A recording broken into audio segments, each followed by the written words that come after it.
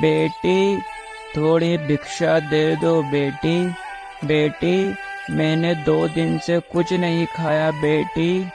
बेटी, भिक्षा दे दो। कहीं और जाइए बूढ़े बाबा, अभी हमारे पास पैसे नहीं हैं।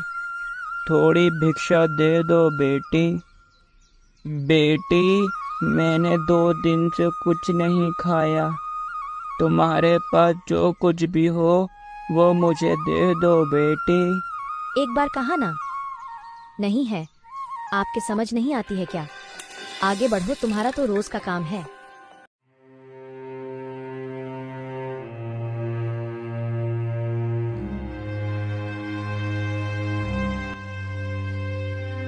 बेटा, थोड़ी भिक्षा दोगे क्या? बेटा, मैंने 2 दिन से कुछ नहीं खाया। बाबा, अभी मेरे पास तो कुछ नहीं है। हाँ हाँ, मगर तुम मेरे घर चलो तो बाबा आपको मेरी माँ कुछ ना कुछ तो दे ही देगी। आइए बाबा, चलिए मेरे साथ। आपको देखकर मेरी माँ बहुत खुश होगी। चलिए बाबा।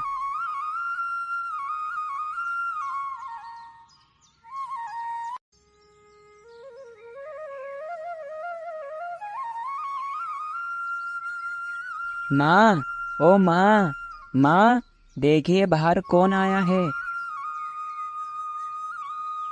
माँ, इन्हें कुछ खाने के लिए दीजिए ना। इन बूढ़े बाबा को बहुत तेज भूख लग रही है। ठीक है बेटा, तू रसोई घर में जाकर वहाँ पर थोड़े से चावल रखे हैं, जा वो लाकर इन बाबा को दे दे।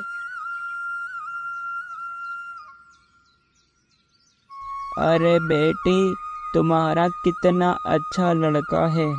मुझे किसी ने भी खाने को नहीं दिया, लेकिन तुम्हारे दरवाजे पर मुझे कुछ न कुछ तो मिल ही गया बेटी। तुम्हारा बेटा एक दिन खूब तरक्की करेगा, अपने पिताजी की तरह।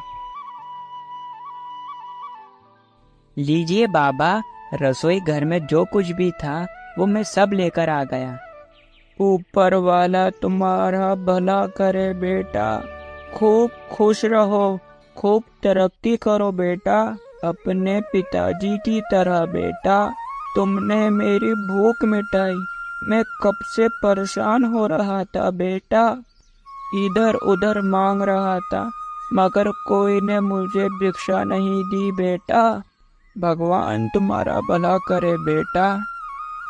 तुम भी तुम्हारे पिताजी की तरह खूब दानवीर हो बेटा। बेटा, मैं तुम्हें आशीर्वाद देता हूँ, तुम भी ठीक अपने पिताजी की तरह ही तरक्की करोगे बेटा। तुमने मेरी मदद करी बेटा, खूब तरक्की करो बेटा, खूब। अब मैं चलता हूँ बेटा। माँ, मैं बाबा को जरा बाहर तक छोड़कर आता हूँ। चलिए बाबा।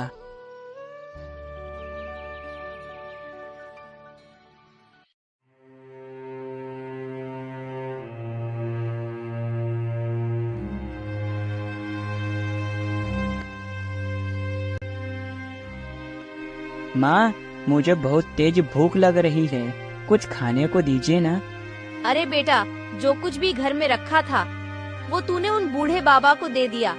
अब घर में कुछ भी खाने को नहीं है। नहीं नहीं माँ, मुझे भूख नहीं लग रही। बेटा, मगर बेटा तू चिंता मत कर, मैं अभी तेरे लिए कुछ ना कुछ तो बनाती हूँ। असल में जब किसी को भूख लगी हो तो उसे खाली हाथ नहीं भेजना चाहिए। बेटा, तुम्हारे पिताजी के पास जो कुछ भी होता था वो सब बांट देते थे, इसलिए आज उनके मरने के बाद हमारे पास कुछ भी नहीं बचा। माँ, माँ तुम क्यों रोती हो? माँ चुप हो जाओ। माँ, एक दिन बड़ा होकर मैं तुम्हारी सभी दिक्कतें दूर कर दूंगा माँ। मेरा प्यारा बेटा। माँ, सब लोग कहते हैं कि तेरे पिताजी जो थे वो बड़े ही दानवीर थे। उन्होंने खूब सारी तरक्की की, मगर उन्होंने ऐसी क्या तरक्की की माँ, मुझे तो समझ ही नहीं आती है। पिताजी के जाने के बाद केवल हमारे पास ये घर ही तो है, इसके अलावा हमारे पास तो कुछ भी नहीं है। माँ, फिर पिताजी ने ऐसी क्या तरक्की की? नहीं बेटा, ऐसा नहीं कहते। तुम्हारे पिताजी बड़े ही दानवीर थे। उन्हें अपने जीवन में खूब तरक्की की। मगर क्या माँ? माँ बताइए ना। बेटा, बहुत समय पहले की बात है,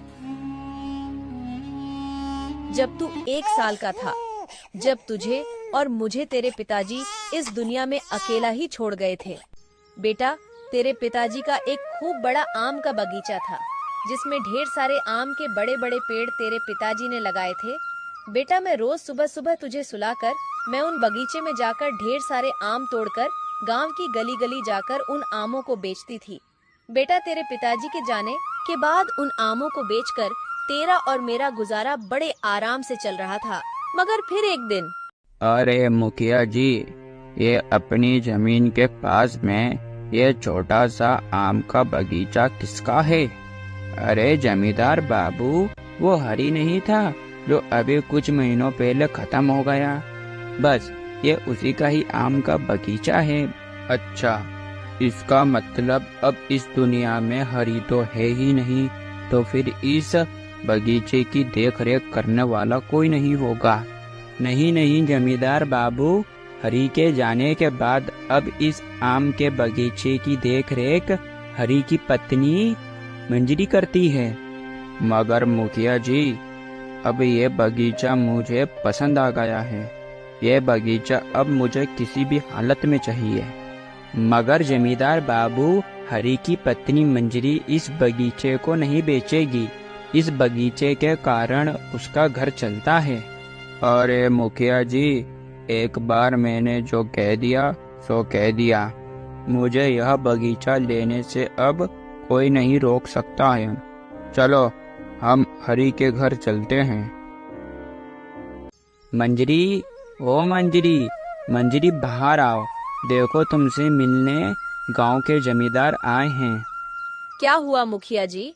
आज आप और जमींदार साहब हमारे घर पर क्यों आए हो?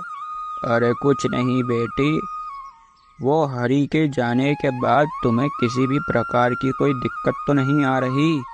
बस उसी का हाल चाल जानने में तुम्हारे पास आया था। हमें कैसी भी दिक्कत नहीं आ रही।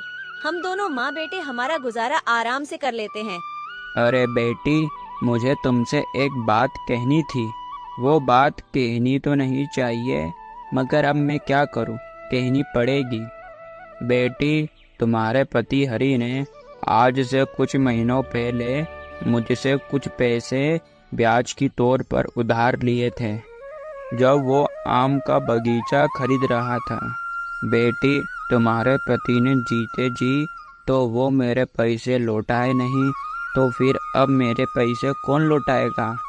उन्होंने तो हमें कभी भी नहीं बताया कि उन्होंने तुमसे पैसे उधार लिए हैं। बेटी, ऐसी बात कोई अपनी औरत को बताता है क्या?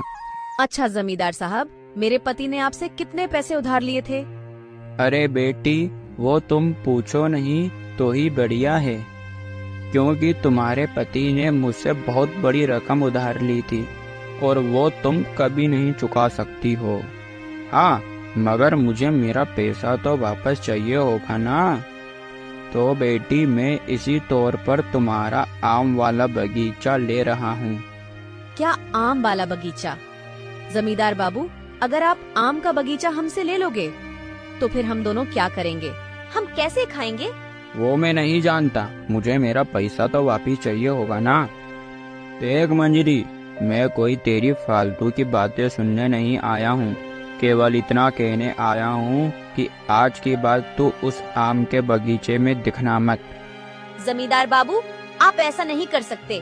कृपा करके आप हमसे हमारा आम का बगीचा मत लो। मैं आपके हाथ जोड़ती हूँ। और मंजरी, अगर तू ज्यादा बोली तो ब्याज के तौर पर ये तेरा घर भी मैं ले सकता हूँ। चलो मुखिया जी। बेटा, इसी तरह झूठ कहकर जमींदार ने अपना आम का बगीचा हड़प लिया। माँ, तुम्हें पता था कि पिताजी ने जमींदार से कुछ कर्ज नहीं लिया, तो माँ तुमने कुछ नहीं किया। तुमने उस जमींदार को अपना बगीचा क्यों लेने दिया? बेटा, मैं अकेली क्या करती? मेरे पक्ष में कोई बोलने वाला भी नहीं था। और तू तो केवल 1 साल का ही था और वो गांव का जमींदार है बेटा। उसने न जाने गांव में कितने लोगों की जमीन हड़प ली है और अपना तो कोई बोलने वाला भी नहीं था। रोना बंद करो माँ, जो होना था वो हो गया। एक दिन अपने ऊपर वाला जरूर सुनेगा।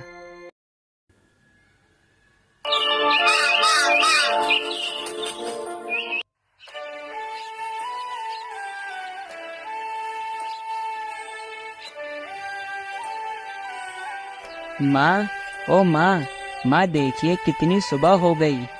आज तुमसे पहले मैं उठ गया माँ, अब तो उठो। माँ, आपको तो बहुत तेज बुखार आ रहा है।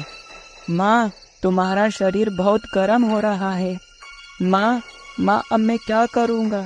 तुम परेशान मत हो बेटा, मैं ठीक हो जाऊंगी। नहीं माँ, ऐसा मत बोलिए।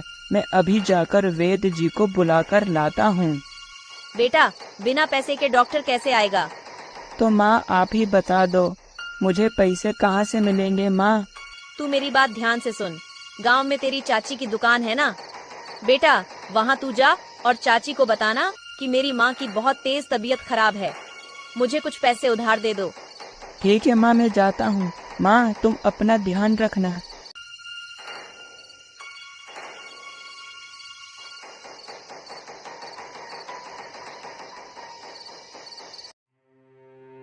चाची, मेरी माँ की तबीयत बहुत ज़्यादा खराब हो रही है, मैं इसीलिए आपके पास आया हूँ। चाची, मुझे जल्दी से कुछ पैसे उधार दे दो चाची। मुझे वैद्य जी को जल्दी से जल्दी अपने घर लेकर जाना है। क्या तेरी माँ की तबीयत खराब हो रही है? तो इसमें मैं क्या कर सकती हूँ?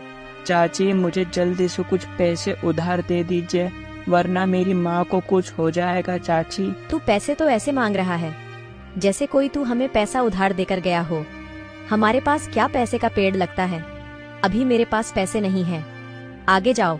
चाची, आप ऐसा क्यों बोल रही हो? चाची, मुझे कुछ पैसे उधार दे दो, हम लौटा देंगे आपके पैसे। एक बार में तेरे समझ नहीं आता क्या? जा यहाँ से।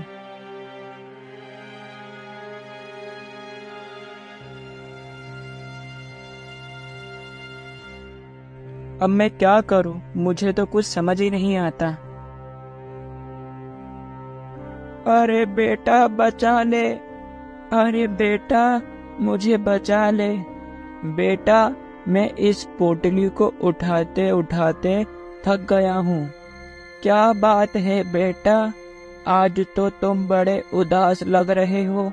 तुम रो क्यों रहे हो बेटा? ऐसी क्या बात है?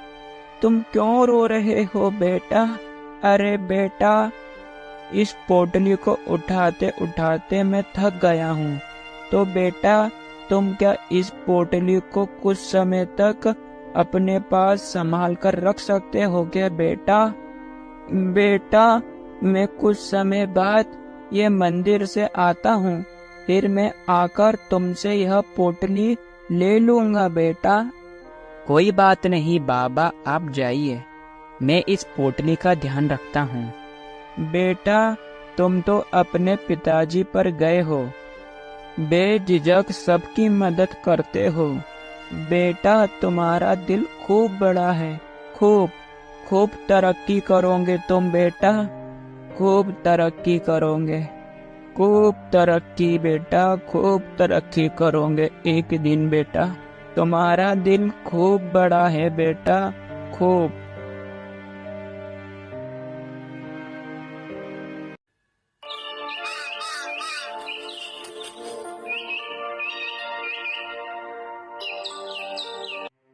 बाबा अभी तक आए क्यों नहीं? अब तो सूरज भी ढलने वाला है।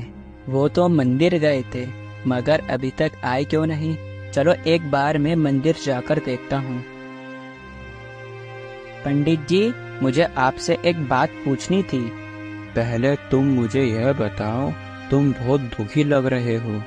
मुझे लगता है आज सुबह से तुमने कुछ नहीं खाया है। मुझे लगता है आज तुम बहुत परेशान हो। ये तो आपने बिल्कुल सही कहा महाराज, मैं बड़ा परेशान हूँ। लेकिन हुआ क्या है? बेटा, इस पोटली को उठाते उठाते मैं थक गया हूँ। तो बेटा, तुम क्या इस पोटली को कुछ समय तक अपने पास संभाल कर रख सकते हो क्या बेटा? बेटा, मैं कुछ समय बाद ये मंदिर से आता हूँ, फिर मैं आकर तुमसे यह पोटली ले लूंगा बेटा। लेकिन बेटा, यहाँ पर तो अभी कोई भी नहीं आया है। बेटा, तुम इस पोटली को खोलकर तो देखो। लेकिन इतने सारे पैसे, लेकिन ये पैसे मेरे नहीं हैं। मुझे तो लगता है यह चमत्कार ऊपर वाले का ही है। जाओ बेटा, जाओ और जल्दी से जाकर अपनी माता का इलाज करवाओ। तुम्हारे पिताजी मददगार और परोपकारी थे। आज उन्हीं के अच्छे कर्मों का फल तुम्हें मिला बेटा। उन्हें मेरा धन्यवाद कहना।